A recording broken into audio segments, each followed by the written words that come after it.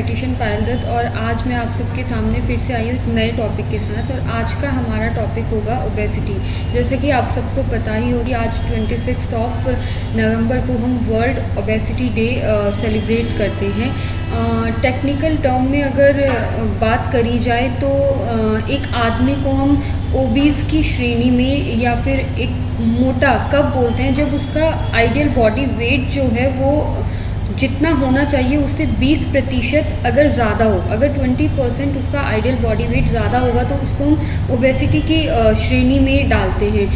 आपने सुना होगा कि बीएमआई होता क्या है, बॉडी मास इंडेक्स।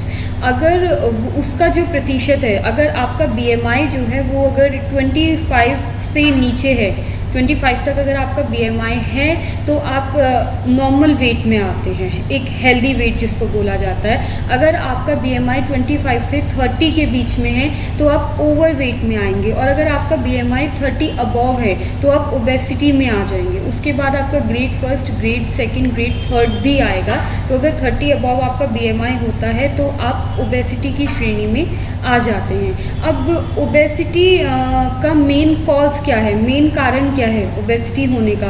तो सबसे मेन और बहुत ही एक आम जो कारण है वो है, एक तो हमारा खाने का जो तरीका है, मतलब हम जो इतना जंक जो खाते हैं, जंक फूड मेन वो है। देन सेकंड है बहुत कम एक्टिविटी होना फिज़िकल। हमारा अब मोस्टली क्या होता है कि जॉब जो है वो सिटिंग जॉब होने लगा है, या फिर हम फिज़िकल एक्टिविटी, सिटिंग जॉब तो है बट हम बिल्कुल भी टाइम निकाल के फिज़िकल एक्टिविटी करते ही नहीं है। तो ये दो मेन कॉज है जो ओबेसिटी को बहुत मतलब बढ़ावा देते हैं। इन दोनों की वजह से एक इंसान जो है वो ओबेसिटी की तरफ बढ़ता जाता है। और अगर आप ओबीज़ हैं तो कुछ ऐसी बीमारियां हैं जो आपको होने के पूरे चांसेस है, जैसे कि डायबिटीज़ यानी कि शुगर, और दिल की बीमारियां जिसमें आपका कार्डियक अरेस्ट आ जाएगा या हार्ट फेल आ सकता है, कुछ भी।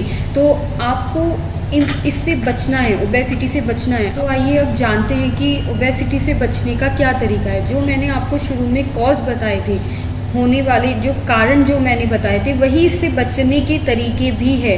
पहला यही है कि आप अपना लाइफस्टाइल चेंज करेंगे, आप अपना पूरा डाइटरी शेड्यूल जो है वो चेंज करेंगे। आप जंक्स नहीं खाएंगे, आप बाहर का कोई भी पैक्ड या प्रोसेस्ड फूड नहीं लेंगे। और सेकंड है एक्टिविटी, फिज़िकल एक्टिविटी आप अपनी मेंटेन करेंगे।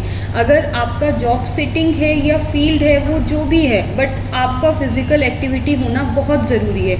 मिनिमम एक दिन का कम से कम 30 मिनट्स आपको अपनी बॉडी को देना है, फिज़िकल एक्टिविटी करनी है। या फिर वीक में 5 डेज़, हफ्ते में 5 दिन आप फिज़िकल एक्टिविटी करेंगे। दिन के 30 मिनट आपको अपनी बॉडी को देने हैं।